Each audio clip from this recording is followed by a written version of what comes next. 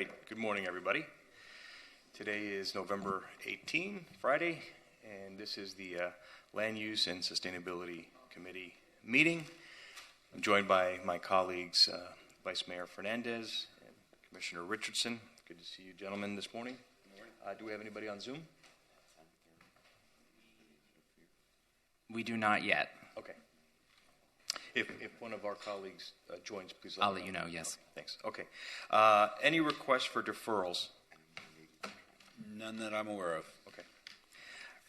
I've been asked to take a couple of things out of order, so colleagues, if you're okay with it, we're going to take items 7, 2, and 1 in that order first, because Commissioner Fernandez may have to leave early, so I want to make sure we get to his items. Okay? Okay. Commissioner Fernandez, you want to take item 7 first? Yes, sure. Okay, you want to tee it up? Yes. So item 7 has to do with the pedestrianization of the 200 and 300 blocks of Lincoln Road and about limiting the vehicular access on the 100 blocks.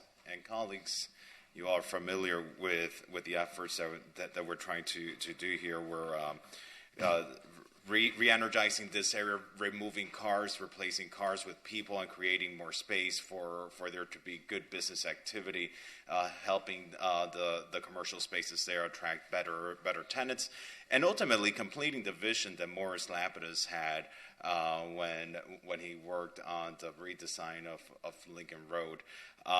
This is going to be a game changer for this area, creating this plaza and just continuing what ends on Washington Avenue. I don't want to say that anything bad about these two blocks, other than it could be better. It's Lincoln Road, and Lincoln Road is beautiful. It is a gem in our city. But these last few blocks, as we get close to the ocean, they should be the red carpet and the grand entry into the sands of Miami Beach, into our beaches. And right now, it's not that grand entry, and so we need to help elevate it. We need to help enhance it, and we need to help drive good activity there. And that's what this item is about. There's still work to be done, more work to be done with our transportation department and the other departments here in the city. We're working and having a meeting with the Department of Transportation and Public Works at the county as well. But I'd love for us to send a recommendation to the City Commission, giving authority to finalize traffic circulation study together with our private partner over at the Ritz-Carlton, who's covering the soft costs for all of this stuff, and verify construction costs and make sure that we are working on a solid development agreement that could be later on presented to the City Commission. Commissioner Richardson? I want to hear from staff. Who in transportation?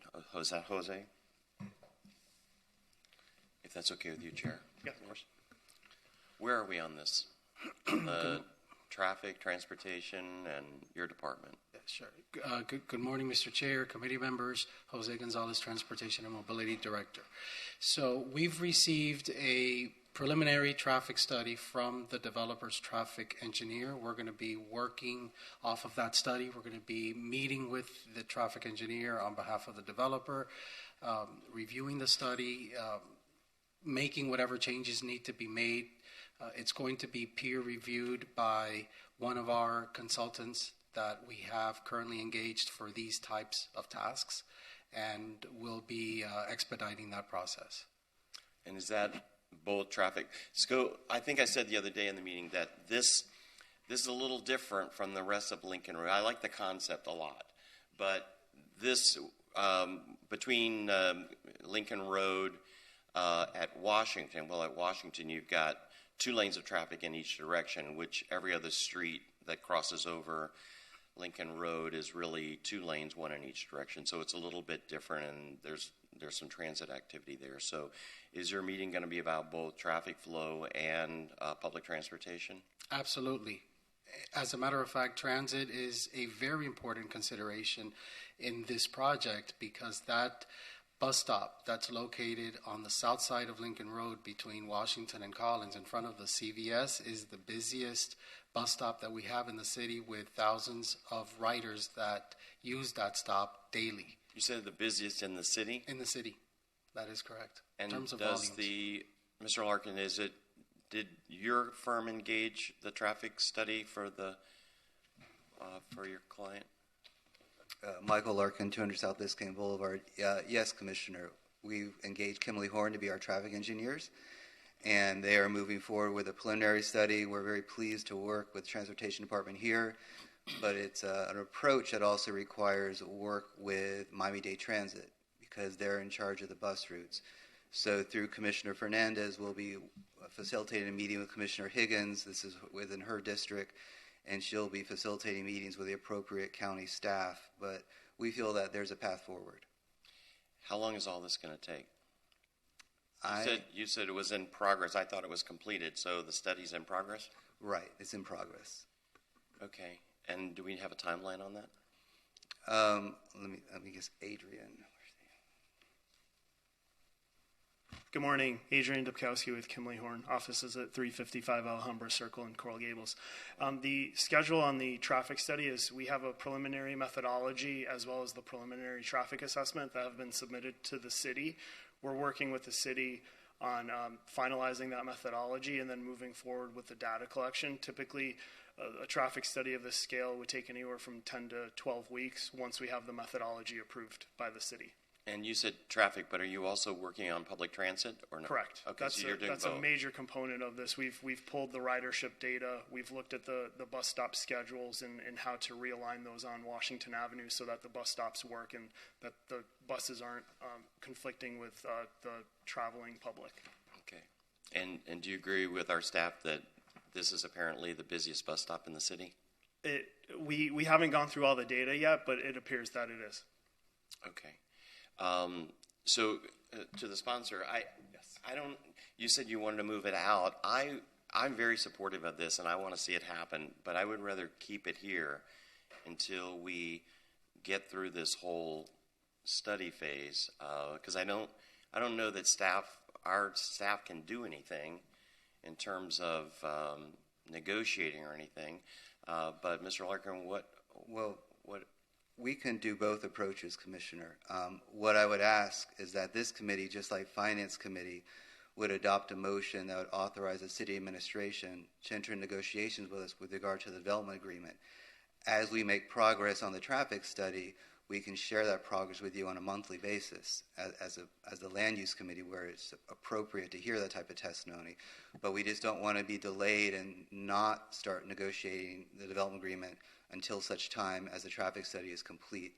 I'd rather work with the city administration on the development agreement and then share with you the data as it becomes available in our traffic study.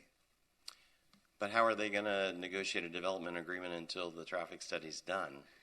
The development agreement's really, it would be contingent upon the ultimate closure of the 200 and 300 blocks. But what we would be negotiating with the development agreement, is the phased approach I told you about, that we are responsible for the soft cost, the city's responsible for the hard cost, and then we will come in the back end and manage it. That's in a very basic scope. That's what Robert Winnett did, the 1100 block. But I'm just giving you the very basic. There's a lot of the devil's in the details, and that's a lot of time to negotiate those details. Yeah. So we would still see this at the commission, right? Right. With Yes. the development agreement would have to, well, first of all, it's going to have to go back to the commission to even have them enter into discussions and negotiations, right? Correct. And then we would see the final proposed development agreement back again, right, Eric? Yeah, anything that was of this magnitude would have not only a direction to begin the process, but then we would have to look at the details of the process, and you'd have to approve it again at that point. Yeah. And the other thing is, as chair of finance, I can tell you I don't have the money right now. So, Goes into that unfunded. yeah. Do we know even how much this would cost? Are we talking about 10 million? What are we talking about? 22 million for the hard cost, and you add a contingency, and it goes up to about 24. 24 million. But we are looking at the city center CRA as a possible source of funding. We've hired an economist that is going to prepare a study in the very short term that will give the future revenue growth of this CRA. And look, the CRA has been used multiple times to fund improvements to Lincoln Road starting in 2008. 2018, $20 million was taken from the CRA to fund presumably the James Corner Master Plan. You know, it's amended often to account for projects within the boundaries of the CRA, and we think that we could work a deal with the city administration, you all as the elected officials, and the county in order to further amend the city center CRA to provide funding. Yeah, so I'm not opposed to moving it out if we're going to get to see it again. So, great, thank you. Yeah, I mean, I love the concept. I think it would be, a good idea. My main challenge will be the money part of it, and that, Yes, sir. it's worth trying, see where this goes, but, the money might be a substantial hurdle considering, we still have to actually do the work on the rest of Lincoln Road, and looks like we're underfunded for that as well, so. And also, if you'll allow me, that I'm short about $50 million right now on other capital projects.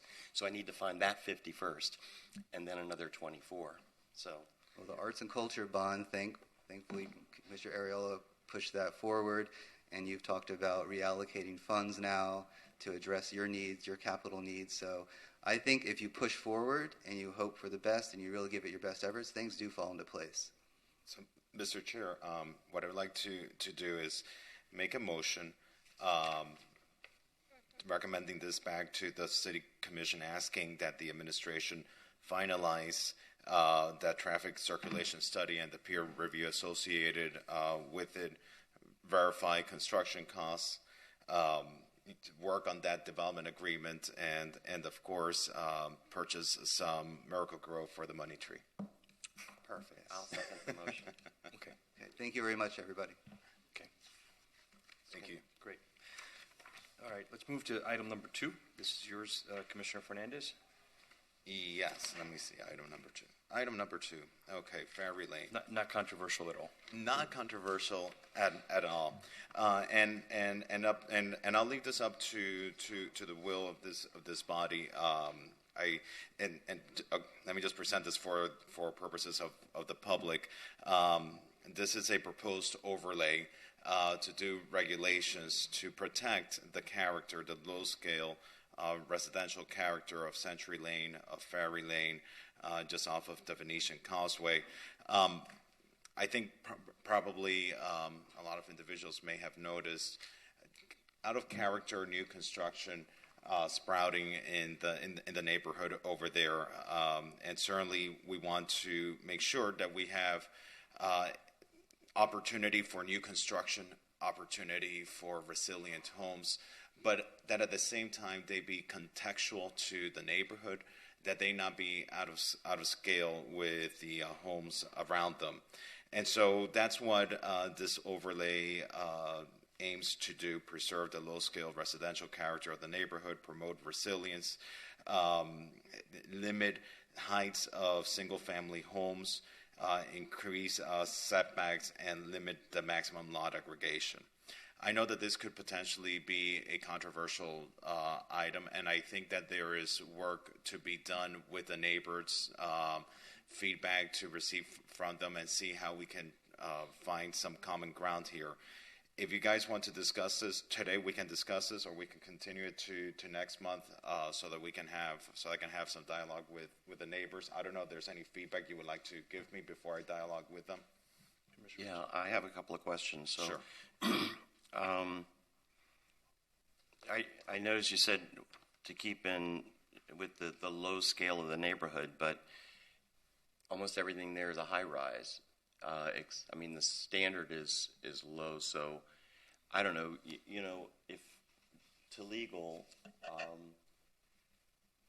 if I owned a piece of property there and then someone said I bought and I paid X amount of dollars for it, and then suddenly I can't do what I thought I was going to do, I might have a financial impact. And so I don't know what the legal terms, but I think I've heard the word taking and used in the past. So has legal looked at this? And I'm happy to address it. It may also be helpful for the committee to hear a brief presentation from staff on what the ordinance does, but I'm happy to address that. We believe that the Commission has the authority to adopt what are essentially text amendments to the RM1 district regulations as far as height and setbacks. That said, we've been advised by at least 3 property owners that I'm aware of who object to the proposal, and I know I've spoken with at least one attorney whose client is considering filing a claim under the Harris Act if this does move forward, which is a statutory cause of action that's a lower burden for a claimant challenging an action of government that impacts the use of their property. So there is exposure here, but we believe you have the authority to have this policy discussion. And that's a state law? Yes. Yeah. I'd like to hear from staff if we could do that. You want to do a presentation on this? Sure, I can start just as Commissioner Richardson mentioned. Starting with the history, going back to Century and Ferry Lane, they were both originally developed in 1940 and 1941. And interestingly enough, all the homes were constructed by the same architect. And they were largely intact until the mid-1990s, when 6 of the homes on Century Lane were demolished to make way for the Vistas condo. And at that time, the FAR that was allowed was 2.0, with a maximum height of 60 feet. So when the Vistas was built, it was constructed with 48 residential units and 71 parking spaces. Since that time, the area was downzoned to the maximum FAR now, which is 1.25, and a maximum height of 55 feet. So what's remaining on Century Lane of the 12 original homes on Century Lane, only 3 remain that don't have development approvals in process or under construction. And of the original 14 homes on Ferry Lane, 10 homes remain which do not have approvals or starting construction. So just a brief summary of what the proposal does. It does lower the height down from 55 feet, 35 to 40 feet, with the requirement that the first 25 feet of building depth not be more than 24 feet tall or 2 stories. It does place a more limited list of allowable height exceptions. It does limit those exceptions up to a maximum of 10 feet. This is something that typically, although this is a multifamily district, we're only seeing single-family homes constructed. There's no need for anybody to go more than 10 feet for an elevator or stairwell bulkhead. It does limit the roof decks to a setback, or does require a setback of 5 feet. It does require some additional requirements for lot aggregation.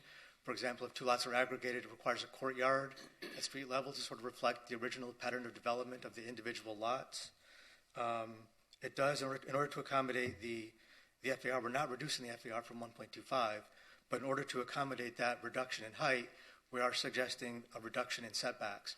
Right now, the code requires a 20-foot front setback and 7.5 feet in the sides.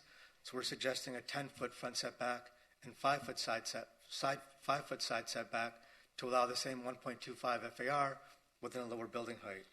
It also includes some minimum standards for the non-habitable ground floor, as well as some design and resiliency standards as listed in the code. That's basically it. Okay. Commissioner Fernandez, let me ask you, why are you doing this? What problem are you thinking needs to be solved? And not to put you on the spot, but before I sort of give you my thoughts, I'm just trying to see what's the approach here. What are we trying to cure? What problem are we looking to solve? Sure. Property owners in the area have contacted me on this north part of the Venetian Causeway that is defined by lower scale construction, concerned with some of the new homes that are out of scale with the homes that have traditionally characterized that area. Clearly, those homes had the right to be built at that height, and it was almost, from the way it's been described to me, almost a flaw, an unintended flaw in the code, that now you have these heights on those lots, and so this just seeks to correct that. Of course, we want to promote resilient homes and give individuals the opportunity to build new on their lots. But I think also, not everything in our city, not every new home has to be an incredibly large home. It could still be contextual to the area. So that's what I'm trying to solve, making sure that the new constructions are not out of scale and don't stand out. I first noticed it when I went through the Venetian Causeway and I saw a large 5-story building that stuck out like a sore thumb. All of a sudden, it just pops out at you, and it really is out of scale, especially when you have a small 1-story home right next to it. And it's not the only 5-story property that's being developed in the area. So I think it's just putting some modest regulations in place that still accommodate the current maximum FAR allowed for the site, just reducing the massing of the new construction on these lots that front Century and Ferry Lane. Fair enough. Okay. Are there folks from the public that want to speak on this? I'm sure there's people on both sides. Come on up. Can I ask a question, yes, staff first? Let me ask staff. What is there's a new, I think it's I don't think they're condos, I think it's an apartment on the east side that's going up east of what is the height what's the permitted height of that build? That was permitted when the maximum height was 50 feet. 50. Right. I'm sorry? 55. 55? Okay. Okay, thanks. And Mr. Chairman, I have a few callers on Zoom too. So great, we'll get to them. You want to come on up? Morning, gentlemen. Morning. My name's Joanna Ferrone. I own a home on Ferry Lane, 9 Ferry Lane. Bought it about 13 years ago. I'm obviously retirement age. This home is my largest asset by far. And basically when I bought, I did so with the understanding that I was buying a 5-story zoned residence and valued it accordingly. I have personally no interest in building a 5-story home. I'm in some agreement with Commissioner Fernandez that the 5-story homes that have gone up on Century Lane are kind of sore thumbs. That said, I do not think that it's fair or proper that by caveat the value of my biggest asset be reduced by what would amount to 3/5. I just don't think that's right. Someone just bought recently on Ferry Lane, and I'm sure that they had the same factors in mind when they considered what they would pay for their home.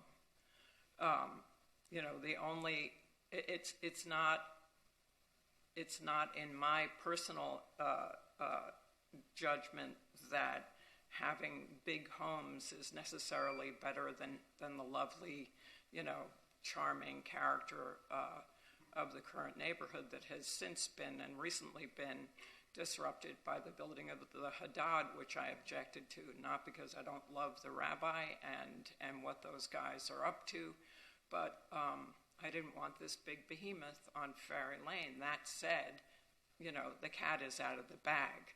The cat's out of the bag on Century Lane. I think it's kind of crazy at this point to say that based on aesthetics, it's going to be okay to have a few big things sticking up, but not the rest of them. Actually, at this point, I think the better look would be for everything to be big. That said, I'm going to apply. I've got plans in the works to apply for a 2-story home. I'd like to add a floor to my existing house. So I'm not here to say that I want a 5-story home, and that's my reason for coming to you. It's just I don't want the value of my biggest asset to be torpedoed like this. If the people across the street on Island Avenue, who I believe are the ones who would benefit from the reduction in height of our residences because it would not obscure their view, and ultimately I think that's the reason for this motion to be brought. If all of a sudden you were to say to them, well, we've approved a building going up in your lovely park, that would impact the value of their homes considerably. And I would be just as much against that as I am against this. I know there are more of them than there are of us. But still, what's right is right. We, the owners on Ferry Lane and Century Lane, were not even notified about this hearing. I received nothing. A neighbor of mine happened to have found out about it. I don't know how. And the word spread. I do know that almost all of us, if not all of us, are opposed to this. Why? Because you're saying you paid $1 for something, and now we're going to reduce its value to 50 cents or whatever. It's just not right. It's not fair, and it's not right. Okay.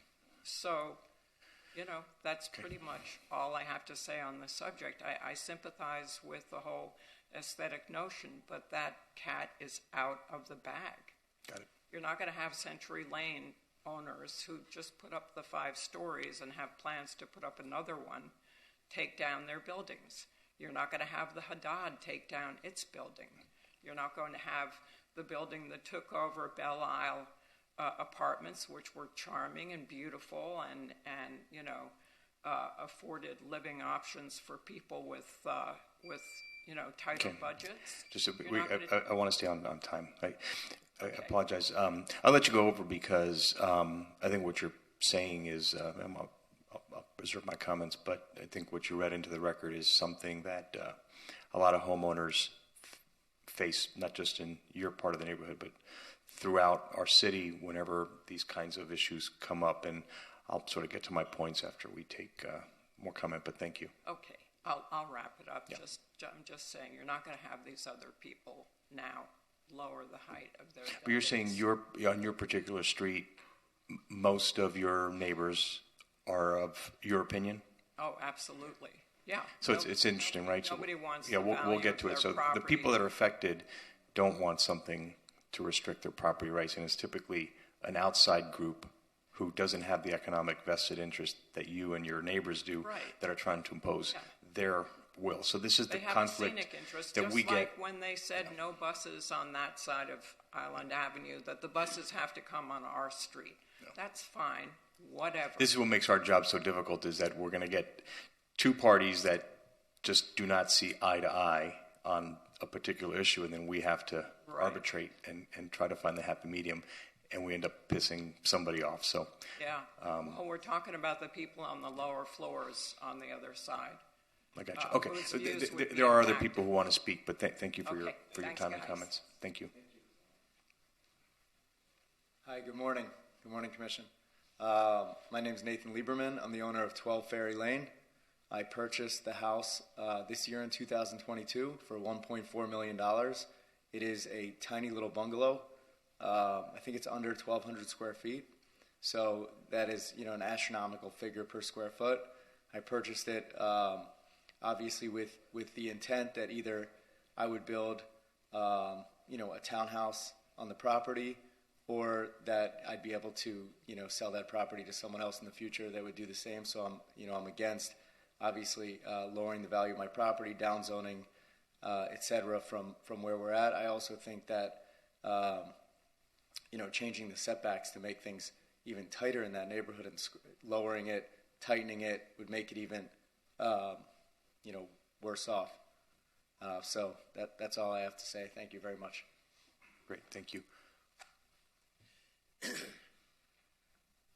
Good morning. I want to apologize first of all because my English is not my first language, but I am the owner of 11 Century Lane. My name is Gabriel Valenzuela. I am one of the developers. We built my house already is 45 feet and 6 inch. So we got that permit because we own 10th Century Lane and 11th Century Lane. So the idea, if the board denies, was to not build a single-family home, but multi-family home by rights. So we have a lot of problems building this house because our neighbors invest us. It's very difficult to build. I spent my last year over there every year. So we submit a new construction for 10th Century Lane. We learn if without variances, there is no neighbors that can oppose. And we withdraw the submittal because it's very difficult, that lane. And we have in 9th, 7th Century Lane, 2 elderly neighbors, and one of them is in critical condition, and for sure the new construction will be affected them. So we withdraw. We sold that property, not to build, and right now there is people trying to build a massive, even higher than our house. So people ask, why, if you have a 5-story single home and you fought for that, now you're opposing? Is just because of that. It's difficult to build there. Thank you. Thank you. Anybody else from the public here who want to speak? Okay, come on up. And then we have some Zoom callers. Yes, I have five hands up on Zoom. Okay, come on up. Good morning, Commissioners. My name is David Sachs. Law office is at Patham Shermer Tandy, 2 South Biscayne Boulevard. I'm here today representing the owners of 6 and 7 Ferry Lane, who are against the ordinance as presented right now. Having said that, I'd also like to point out what Ms. Johanna Ferrone said a little bit earlier, both to us outside and before you today, was that a lot of her neighbors were never contacted. I think you would have a lot more people here today if that were the case, had they had notice, other than by neighbors. But with regards to my presentation, I think we should start with, from the macro to the micro. In other words, we should put things, and we have with us today from RPC, Architects and Designers, Javier Fromazone and James McDonald, who, if you would like, they can say a few words and, to add to the competent substantial evidence, if you will. I'll try to, we're trying to run a meeting, so but we're here. If you need a couple extra minutes for a presentation, I'll grant it, or, I'll give you each 2 minutes and use it up. I mean, if you have something that you want to show us that would be useful to us as we try to understand this issue better, feel free to present it. Understandable, and just so everyone knows, we're in agreement with page 2 of 3 of the staff report, which concludes that additional refinement to this legislation is necessary. So I'm talking about a little bit of a workshop, perhaps, a little bit of few things that you may not be aware of today. It's always those unintended consequences. And Michael said a little bit earlier on another project with Ocean Terrace, the devil is in the details. So let's get the devil out today and make this as effective a day as we possibly can moving forward. So, as I mentioned, we agree with that staff report. That you're going to run out of time. How much more time do you need? It needs more refinement. And as well as there are various sections of the proposed ordinance that our architects can get to if you would so be like that. I do want to mention I forgot to put in context that a supermajority of the owners on both Century and Ferry Lanes are not in favor of this project. We've met, we've been told that, and I just want you to be aware of that in that macro sense. But to narrow it down, I want you to keep in mind 2 things: the standard that is going up, and our client's property, which is waterfront property.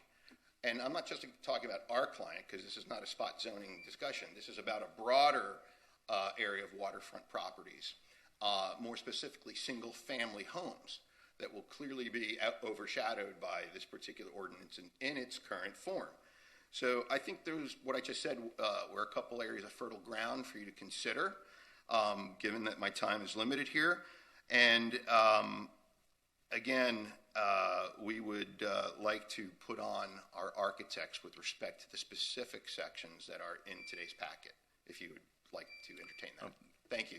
Let's see if we get there. Okay. Sure. Thank you. Anybody else here from the public? Mr. Chair, if I may, I want to thank the chair because, to Mr. Sachs' point, the chair, I think, had an item on the agenda to work on the commission agenda to correct the issue on notice, so that when we have ordinances like this that do affect property owners, that these tax amendments do get notified to the property owners. It's only fair. And so, Mr. Chairman, thank you for referring that to committee. We have to do that, and we have to improve on it. Yep. Great. Morning. Good morning. Ethan Wasserman with Greenberg Trareg, 333 Southeast 2nd Avenue, here on behalf of Foxman Tilton LLC, the owner of 7 Century Lane. So my client owns the waterfront site on 7 Century Lane. He bought this site about 15 years ago with the intention of redeveloping it in his retirement. And I think the neighbor on Ferry Lane spoke very well about the issues before you this morning. When he bought it, the zoning and the context of the street was already 50 feet and 5 stories. The Vistas runs the entire length of Century Lane. What's happened since then is one of the homes have gone up for 50 feet on the eastern side of Century Lane, and there is another home on the waterfront that's in for DRB review that is projected to be about 50 feet. So what could happen is my client would be sandwiched on the waterfront between a 50-foot and a 50-foot. I don't think that was the intended result. I think the legislation was well intended, but we just wanted to bring that out to your attention this morning, that I think there's a little more work that could be done on it if you all bring it back. Thank you. Anyone else from the public that's here? Mr. Larkin? Good morning, Mr. Chairman, Commissioners. Michael Larkin, 200 South Biscayne Boulevard. Here is Steve and Jessica Rhodes. They own on 8 Ferry Lane, which are right next door to Joanne on the waterfront. We're here introducing an applicability clause. That's one path forward that you could take for this legislation, is as long as the owners satisfy certain benchmarks, then they would be exempt from the legislation. We have an example applicability clause that my colleague Nick could pass out to you all. It could be broadened. Another example of something that is not what we did, but it could say that as long as you file an application by January and get your approval by the DRB by May, then you would be also exempt from this legislation. It's important to note that the roads already have an application in the pipeline that they went for in 2016 and got an approval, came back in 2018 for modifications. They chose not to go forward that design. In 2021, they went forward again and filed an application. They ultimately withdrew it in March of this year because they didn't want their neighbors in Ferry Lane to experience the inconvenience of their construction while the Chabad is under construction as well, so they withdrew it as a courtesy. But now they're back, and we're proffering this applicability clause. Again, this is one path forward for this legislation. So thank you very much for your time. Okay, anybody else? Want to come on?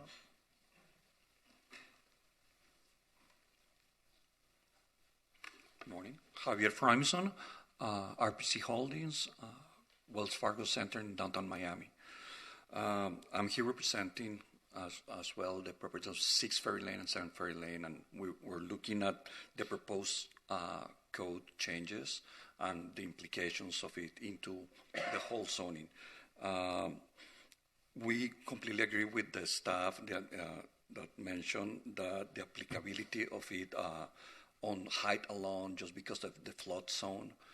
So the low scale is not attainable and sustainable on the site, and that's without counting all the houses that are going up, right? So right now, with the houses being permitted, over 60% of the properties on both Century Lane and Ferry Lane, they're already up to 50 feet. Having said that, the new homes or the existing homes don't comply with the zoning codes. Whenever you want to build something, you have to raise everything up. You're going to end up with understories in these homes for flood and resilience. So the low scale is really not attainable for the new properties. Besides that, the code, as I said, also the staff, agreeing with the staff, is too restrictive and prescriptive on the architecture and the design components of the new properties. So we think that needs to be tweaked as well, as proposed by staff. And we can go into details. The properties for example, are very small. They're on average like 3,000 square feet. They're like 50 feet deep, between 40 and 60 feet deep. So if you read the code and you talk about the height, the first 25 feet of the home has to be, 24 feet to levels, and then you can go high if it's approved. But really, you're left with no home after that because they're so shallow. So all of those components makes really the properties or the new homes not really viable as it's on the code as proposed. Thank you. Okay. Sir? Okay. First Zoom caller? Sure. Our first Zoom caller is Maurizio Parlato. You have 2 minutes. Good morning. Marie? Maurizio, can you... Good morning. Morning. Maurizio? Can you see us? Good morning. No? We can hear you, yes. Okay, I just wanted to introduce Maurizio has lended us to Maria Urgate this computer because she doesn't have internet available to her.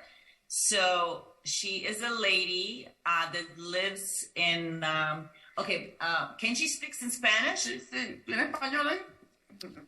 What's her You have Spanish? Spanish. I mean, you have somebody speak Spanish? If that's the only way, yes, they can speak in Spanish, and we'll try to between Commissioner Fernandez and I, we can try to translate. And we have a translating service, no? I don't. For folks watching at home, I don't think we do, but if we have advance notice, we may be able to arrange that, but I don't think on the spot. Okay. Well, why don't we do this? Go ahead. If she wants to speak Spanish, she can speak Spanish, and if this item comes up again, which I think it will. We'll have a translating service for her if she wants to speak again. Okay, my name is Maria Ugarte. I live in 9 Century Lane. I bought the house in 1980 something. You can find my record in the Dade County where I pay my taxes. This part of the island, I have Century Lane. I don't live in Century Lane. I live on one side of Century Lane in an alley. 3 houses. Right now, nobody can go to my house. I have problems with the city all the time. I'm old. I'm 90 years old. My sister is sick. And I would like the city to help me. Please. I want to know the property in my house. What is the property in my house? And it's an alley. It's a hall going to live. And they have 3 houses. And all you have problem. Okay? We all have problem. I don't know what I want to do. It's the hall, no space for anything. What can I do now in my house? Nobody come, no doctor, no friend, nobody to help me. They call the city all the time. I would like this, I pay my taxes every year for the Dade County, for the internal revenue, everything. I have to write anything in my house. And I'm going to tell you now, in the construction, that my house doesn't appear. I don't exist. I don't exist. The map, the gate, the city, I don't exist. Only people help me, and I appear over there. They fixed the picture. That is a mistake. I told it to a commissioner over there. That's something illegal for me. Okay. I have the condominium here. I was here when we constructed the condominium. Okay. Thank you. Time's up. Time's up. Next caller. Our next caller is Kara G. Kara, you have 2 minutes. Good morning. Good morning. My name is Kara Glazer. I live on Century Lane. And I support the overlay in some form, as the zoning is there to protect and preserve the character and the scale of the neighborhood, as well as the quality of life. And if you read through RM1, it feels as though it doesn't actually ever address single family homes. And everywhere else in Miami, single family homes are limited to elevation plus 2 stories. And that's not the case here. And as many of the landowners know, their lot sizes don't even meet the minimum lot size for consideration of the buildings under RM1. And so it feels like it was an oversight when the zoning was put in place, as no one ever thought that these tiny lots would be allowed to erect a 5-story house. And if you drive by, what's being put up is a monstrosity in comparison to the neighborhood, including the standards and the vistas. And, the proposed future ones are probably going to be higher than that.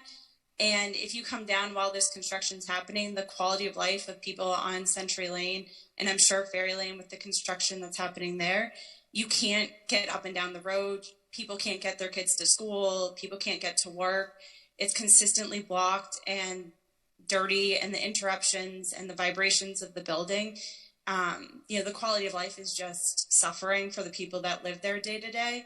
And then not to mention, the broader picture of what's happening on Belle Isle right now with the lane closures, that are going to happen for the next year, the dangerous intersection in front of Century Lane and Venetian Way, the replacement of the infrastructure for sewer and water that's failing, the bridges on Venetian Way that are going to have to be replaced in the next few years due to failing infrastructure. So, if we continue to allow these giant buildings to be constructed, it's just going to continue to deteriorate at a faster rate.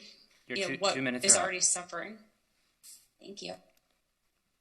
Our next caller is Scott Diffenderfer. Scott, you have 2 minutes.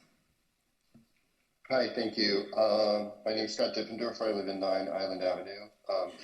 I'm calling, I've been watching this. I used to be president of the neighborhood association, and years ago when this zoning was created, nobody dreamed, as Kara said, that anybody would try to put a 5-story single-family home on a 3,500 or less square foot lot.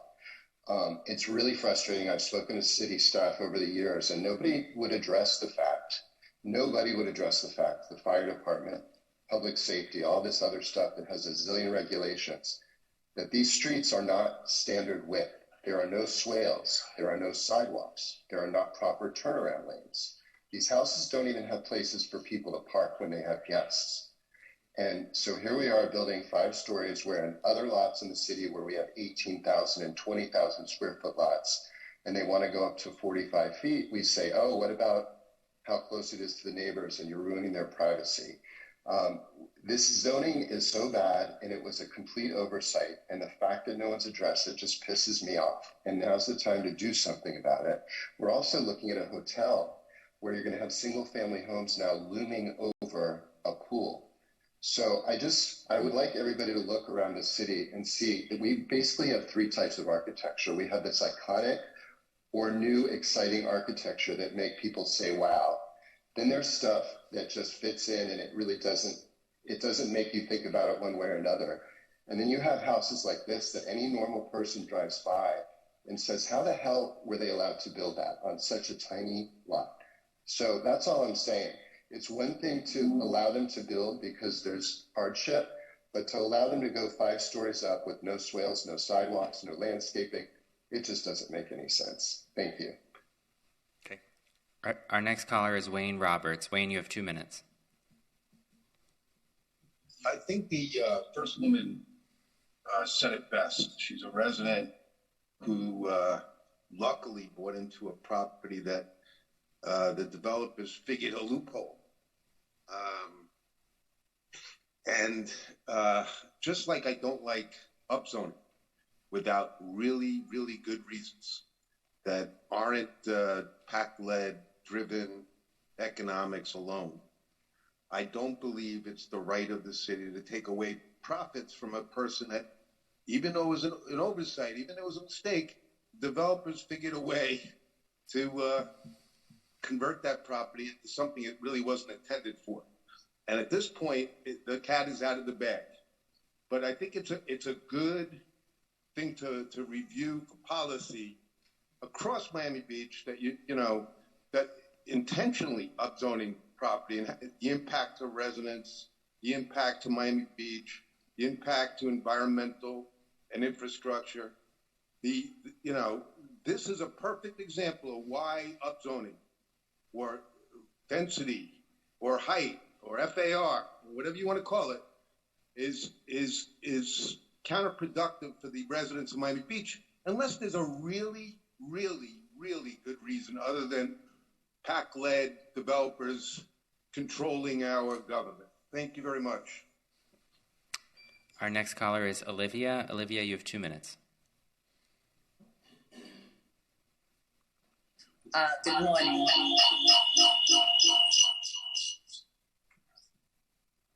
Good morning. So I'm a resident of Belle Isle Islands, and I've been one of the families affected with the construction of this terrible monster at this small lane that is a lane. It's not a street. Like the gentleman said before, there's no landscaping or sidewalk, etc. So zoning overlays happens all the time everywhere else in Miami. Single family homes are maximum should be 2 floors, especially on an island that is small such as ours. And we've been owning and investing since 1999 in this island, knowing that loving the charm of the 2 stories and single stories, and now with all of these monsters building around us 50 feet high, we are totally not going to be able to see the sky and forget about the water. So then there's one family who are going to enjoy all of the views and everything, and then other 1,000+ families are going to be cut out of the view or the sun or natural light. So we're all going to be living in a dungeon. I mean, how is that fair? So that's all what I wanted to say. And then when they were building this monster, I had a surgery that I had to really be in peace, and I couldn't even be in peace in my own house. That for 4 months I had to rent on Ocean Drive an apartment to heal from the removal of that cancer that I had in that time. So I think with those 2 ladies in that lane that are constantly harassed by those this couple that wants to build now 2 huge other monsters, and that they have presented to the city the plans without showing the ladies Maria's and her sister's house. They Olivia, made it your look 2 like minutes there's are a up. grass area, but it's completely not right. Our next caller is Wendy Moth. Wendy, you have 2 minutes. Good morning. Wendy? Good morning. Good morning. My name is Wendy Moth. I'm a resident of Century Lane, and I would just like to agree with everything that Cara and Scott said. Thank you. And Mr. Chairman, that was our last caller. Okay, great. All right. No other anybody from the public wants to address this? I'll bring it back up here then. Commissioner Fernandez, you're the sponsor. Do you have anything to add? First and foremost, I want to thank everyone that has taken the time to come and speak on this, whether you're an affected person by the legislation or someone that's affected by the development that's happening on the island. I want to make sure that a middle ground is found that serves everyone well. I think there's work to be done. Clearly, this is not in a position to move forward at this point, but I want to be able to work with the neighbors, with all the neighbors on both sides, with their representatives as well, and hopefully, Mr. Chairman, continue this to January, and hopefully we can bring something a little bit more baked that can address the needs in a fair way for all the residents of the area. Okay. Commissioner Richard? Yeah, I would agree that you should continue the item because, it's just not ready right now. As the chair said, we're often put in this position of being the arbiters, the judges, because we got one group of people that want one thing and another group of people, and we're in a no-win situation, quite frankly. But, I always try to put myself in the shoes of the affected parties on both sides. And, if I had purchased a piece of property and assumed it has certain value, then I would expect that value. And You know, I've also said, because we've had a number of times since I've been here where people are objecting simply because their view is going to be affected. And, you know, if you want your view, I remember we just had this, I think it was the Versailles near the Faino, right, where the condo across the street didn't want a new condo built on the water because their views would be affected. Well, why don't they buy that piece of property, and then they wouldn't have that problem? And so, you know, when you buy your property, you don't buy the view in front of you unless you buy that property. And I know that. I own a condo. Somebody could build a building next to me, and I would lose whatever view that I have. I think it's a telephone pole right now. But, you know, so I think this needs more work. I like the idea of having a workshop to see if the parties can come to some agreement. I understand with the proposal you'd have the same FAR, but I have real concerns about sustainability issues, because if you put a bigger footprint that's, you know, basically less ground to absorb, and especially these are small lanes, and, you know, quite frankly, I'm kind of surprised no developer bought those properties up 20 years ago and built another big condo on it, because the island's pretty much, at least on the south side, it's all high-rise condos, right? And then the new apartment building that's going up, I think, is 55. So, you know, I think we have to be fair to all parties, and I think this needs more work. I'll just add, so we're, you know, these are among the most challenging types of issues that we have to weigh in on. You know, on one side, for me, you know, this is America, and people have property rights, and that's one of our foundational tenets. And, you know, we should not, you know, infringe on those property rights. So, you know, I tend to be pretty strong on that matter. The other side, though, is, you know, people, you know, buy into a community, into a neighborhood, you know, and, you know, that's what they're buying into, and then all of a sudden, if that character of the neighborhood changes, you know, it affects their property rights, their quality of life. So it's something to, you know, taken seriously as well. I mean, this particular area, I love. You know, those bungalows are very charming. I think they added the character of the city and the neighborhood. And, you know, I'm sad to see it changing, but, you know, people do have property rights. So, you know, I want to support property rights, and, you know, hopefully we can find some middle ground here. Nobody's going to come out of this totally happy, but hopefully we can find some middle ground here, because you know, these are tough issues. You know, times have changed. This neighborhood was built in the early 1940s.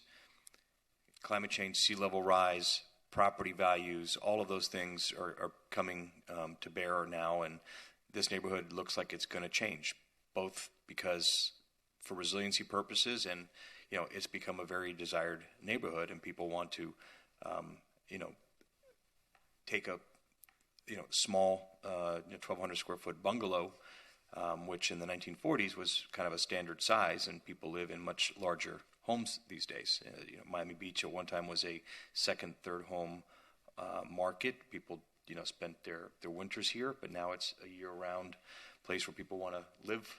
They need bigger homes. So anyway, let's continue working with the neighborhood and see if we can find some middle ground. Do you want to lead the charge on this? Yeah, sure. Yeah, I'll continue working with the neighbors that spoke. If anyone from the area wants to reach out to me, my email is alex@miamibeachfl.gov. For those residents that don't know, we also have a resident's right to know, so that whenever items like this come forward, you get notified in your email. You can sign up for that. This was listed as a resident right to know item, so that whoever signs up for notifications on this type of legislation, they will get notified. But please reach out to me, and I'll reach out to you guys as well, and we'll come back for this in January. Mr. Chair, I had to leave at 10:30. It's 10:38. We had your item number 1, which I think is going to take some time. Do you want to defer it? That's my remaining items. We can defer. Your remaining items defer? Yes. Okay, so that's items 1 will be deferred. Items 3 deferred. Yep. And I think that's it for my. Oh, and we did number 7. Okay. Yes. Okay. Great. Okay. Thank you. Thank you. All right. Have a good day. Have a good weekend. Let's see. I'm going to call up item number 8, which is the discussion about a property 7605 Collins Avenue. Who wants to introduce this?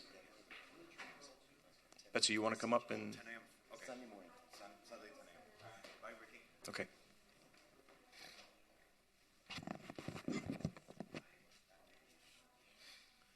Thanks. Give you a minute. Michael, are you going to introduce this? Okay. And I don't know if someone from staff going to do this as well. Yeah, number 8. I don't know who should go first. Would you like to go first? It's just I know what the issue is, but I don't know how we want to tee it up. So this is a proposal from the property owner at 7605 Collins Avenue. There is a single-family home at this location with RS4 zoning. That's RS zoning. It's single-family zoning. The property is surrounded by Altos Del Mar Park on the north and on the east. And so there has come a proposal from the property owner. They're either seeking to rezone the property. If the property is rezoned from anything other than RS, that would bring FAR to the property, and that would be subject to voter referendum per our charter requirements. The alternative proposal from the property owner is for the city to purchase the property, and they may provide some more specifics on that detail. So those are the two options presented. Staff just recommends that the planning board, that the Land Use and Sustainability Committee discuss the item and give us feedback on how to proceed.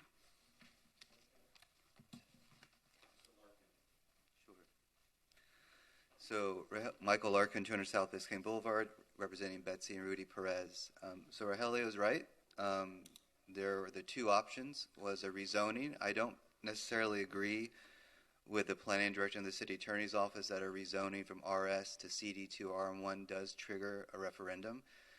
But in my discussion with the planning director earlier this week when we were debating that topic, he said, well, Michael, there is another path forward that I didn't think about when I was writing the staff recommendation, and that's to create an overlay zoning district here where it wouldn't incorporate FAR, it would be a single-family overlay, but it would be very broad and liberal in its scope, and you could have a hotel use in there, bed and breakfast use, or restaurant use. And I think that based on the isolated nature of this property, I think that all those uses would be really good because you have CD2, so you have this particular isolated pocket, then you have the library site, then you have CD2 zoning, which is the back end of Ocean Terrace. So I'm not going to engage in the debate because I would have to appeal something to the Board of Adjustment. I would waste Betsy's time and money. I'd rather achieve the same goal by pursuing an overlay. The other option was purchase this property by the city, but I don't know what funds and where they would come from. And Betsy and Rudy are just looking to protect their investment. They see the nature of the neighborhood changing rapidly, and they're just looking for a way forward which would protect their investment. So a rezoning could, but there are certain issues with that. So an overlay zone would be an appropriate tool to protect their investment. And I think Betsy also asked if she could address you all, if that's okay. Good morning, Betsy. Good morning. Betsy Perez, 7605 Collins. So I just want to go back in history about our home and how it came about. Back in the 50s when these homes were built, and some even before that, it was a neighborhood. Well, it eventually changed, and little by little, we're 40-year residents here, raised 5 kids here. And when we purchased our home 23 years ago, it looked a lot different in the neighborhood. Of course, it's changed, and North Beach has come a long way, and we realized that we've become an island on our own. We're all by ourselves. All the homes that were right around us are gone. And right now, as a home, as a residence, it doesn't make any sense for anyone to eventually, if we want to sell it. I mean, I love Miami Beach. I love where I live, but I also need to protect my children's future and my property rights. So hence, this is why I'm here. I'm here because I feel like everything's changed so much that I have to protect my investment. Fair enough. You want to go? Sure. Yeah, well, you probably know my thoughts on that because I had a proposal over a year ago to when we, we're still planning to move the library, and that's really 5 different lots, and I want to take the back 3 and make a park and have the front 2 and have some sort of reasonable development there. And I always thought whoever did that would perhaps incorporate I do agree with you that you sort of become a little island there, right, in that the rest of the homes are gone and you're just sort of sitting there.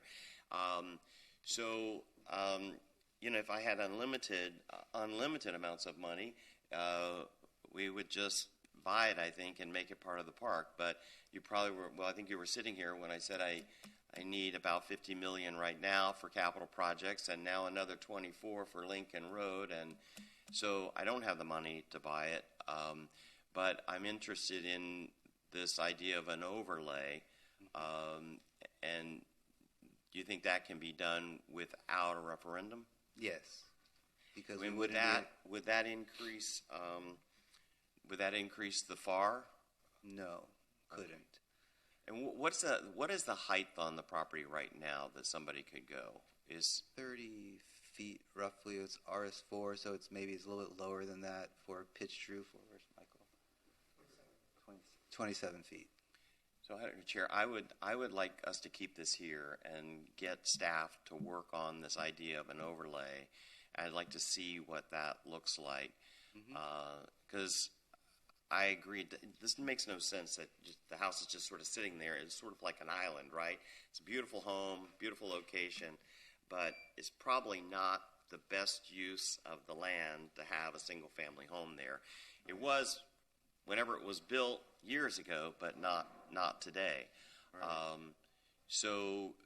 Mr. Larkin, can you work with staff to develop this concept of an overlay that they could bring back and we could all look at and see if we like that idea? Yes, sir. Are you okay with that? Yeah. Okay, well then let's do that. Perfect. Great. Come back in December, sir? We're not going to meet in December. Okay. So I we'll guess it has to be January. Huh? January. Yeah. Is that okay? Yes, sir. All right. Thank you very much for your time. Thanks. And in the meantime, while you're working on that, staff and you all can reach out so we're not looking at it for the first time at the meeting, right? Yeah. So if we have questions. All right. Thank you very much. Thanks. Okay. Is Commissioner Minor on Zoom by any chance? Because we have a number of his items here. I don't see him. No. So I'm not sure if we should tackle these or wait till he's here. I think we need to wait for him. So yeah, because I don't know enough about most of these.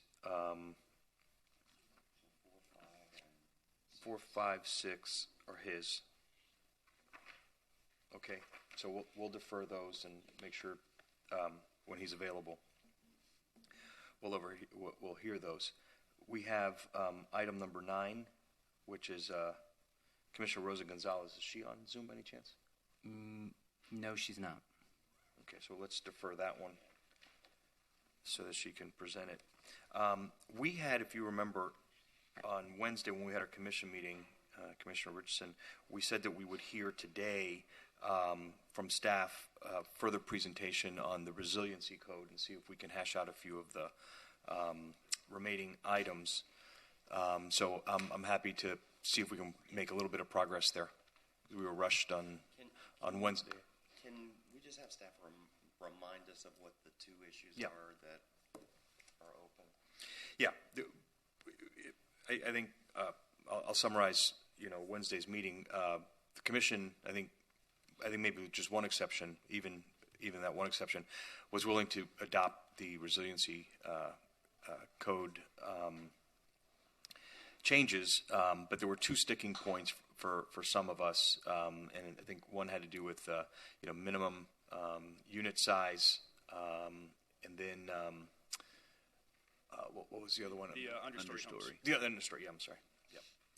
So do you want to tee it up, Sure. I have a PowerPoint presentation. I just have 4 slides to share to go over. Yeah, and I had asked you with the minimum unit size to just run some numbers to help, sort of educate folks.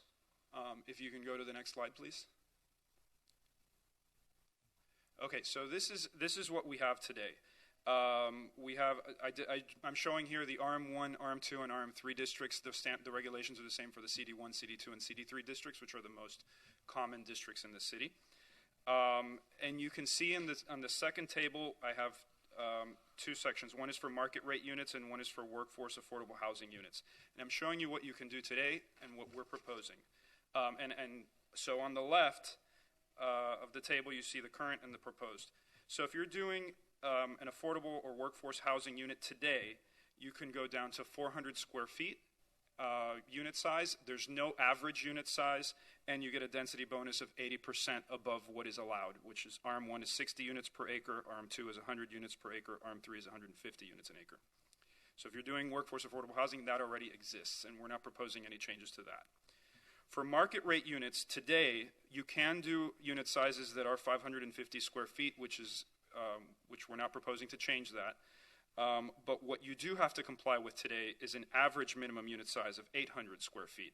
We're proposing to remove the average minimum unit size, but we're not touching the actual minimum unit size.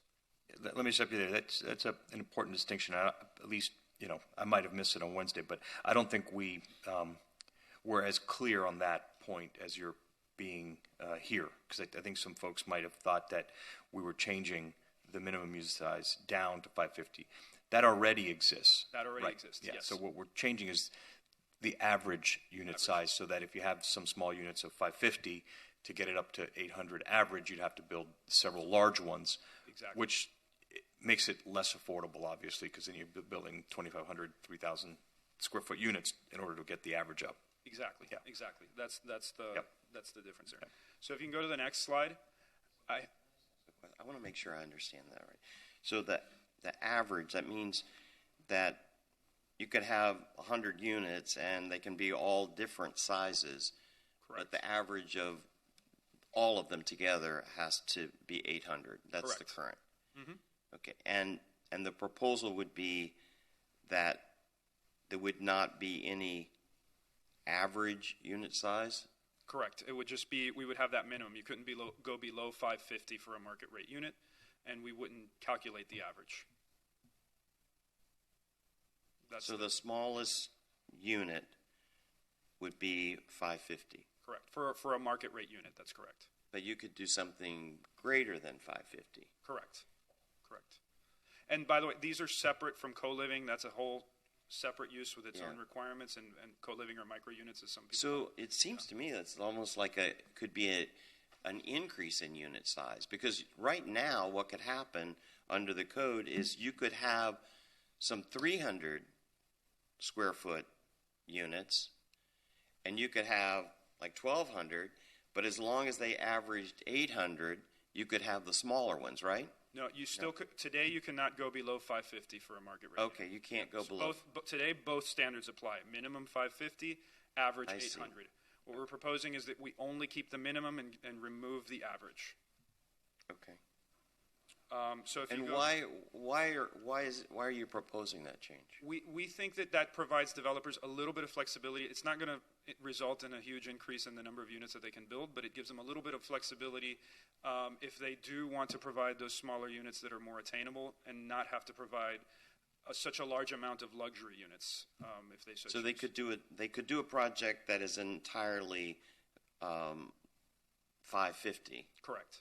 You could do 100 apartments, 550, and you wouldn't have to do some bigger ones to get to the average. Or, I think we're focusing so much on the lower threshold, or they can do a bunch of 700 square foot units and not have to then, for no other reason than just to get the average bump up, build a bunch of larger units. So, I think, some colleagues might have missed on Wednesday the fact that 550 already exists. Developers can, for market rate units, build 550. I think people were thinking we were lowering the minimum unit size. That's not the case. What we're talking about, and it wasn't clear to me, so to be fair, the proposed change is just the average unit size calculation. Just take that out for market rate units. That's correct. And I think what was missed also on Wednesday, folks were focused on 550 being so small. Already, they can build 400 square foot units for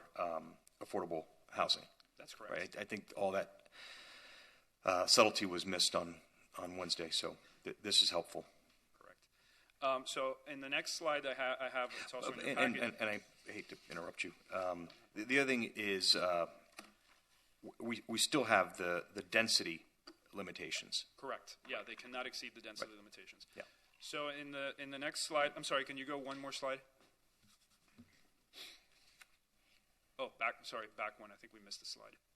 Back, PJ? Back one more. Back one? Yeah. Okay. So here I just have 3 sample properties and what this change would result in. So you see in the ARM1 district, which is the lower intensity, what you have in Flamingo Park or in the North Shore Historic District, your typical lot size is 7,500 square feet. With the average unit size or without the average unit size, with the density cap that exists in the comprehensive plan that we're not proposing to change, you end up with 10 units. However, if you do 10 units at 550 square feet, which is the bare minimum, you would end up with a surplus of 2,304 square feet of FAR that you could use for amenities or for other purposes. In all likelihood, you're not going to end up with a building that has all units at 550 square feet because they're not going to be able to use all of their available FAR. So it's just not going to happen. With the ARM2, you can get about 3 more units in with the ARM2 district. But you're going to have a surplus of 8,225 square feet of FAR that's not going to be usable. So in all likelihood, nobody's going to build everything at 550 square feet because there's going to be FAR that's available that they're not going to be able to utilize. And then in the RM3 district, this is oceanfront lots, bayfront lots. They're likely not going to be building small units in these locations anyways.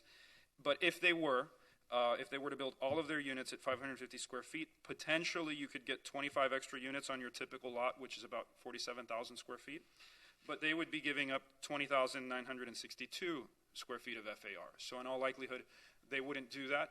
However, they could, in the RM3 district, they could potentially take that space for accessory uses, maybe some commercial uses or amenities for the building. So it's very unlikely that anybody's going to be doing a complete building at 550 square feet. But worst case, if you did, in the lower districts, you're not going to end up with more units. RM2, 3 more units perhaps. RM3, you could get a little more, but it's very unlikely that they're going to be taking advantage of that. So that's it for the average unit size. Next slide, please. So as a proposal for this, one of the recommendations, because we did see some concerns, is to have removing the units, the average unit size, make that optional, and as part of that, the applicant would have to agree to not do short-term rentals on the property via a covenant. So it would be a voluntary program to get rid of the average unit size and provide the city a covenant that they're not going to do short-term rentals. So that was an option that we proposed at the meeting on Wednesday. So so back on your first slide then, you're saying that one potential way to deal with the issue is to keep the 800. Keep the 800. But then allow somebody to apply for a waiver from that with certain considerations. Correct. And go through those? That would be what? No short-term rental? The primary thing would be no short-term rental, and obviously this would apply anyways. They could not exceed the density in the comprehensive plan. So the primary concern with the smaller unit sizes is that they would become by default short-term rentals. This would ensure that does not happen. I don't, Eric. What is the staff? What do you think about that? I think that the voluntary proffer to give up the short-term rentals is certainly a good move and consistent with what we've been hearing from the neighborhoods. One other thing that we've thought about since we talked about it is, there seemed to be a little bit of concern with the average unit size going away and being just an administrative review. if they're going to avail themselves of not going with the average unit size and just sticking with the minimum, maybe we want to introduce an additional layer of review. Maybe you'd want to send it to planning board to have them take a look at it. There's a lot of different ways to get to this, but we want to let the market drive these decisions rather than tie people's hands, because we do, workforce and affordable housing is extremely difficult to achieve.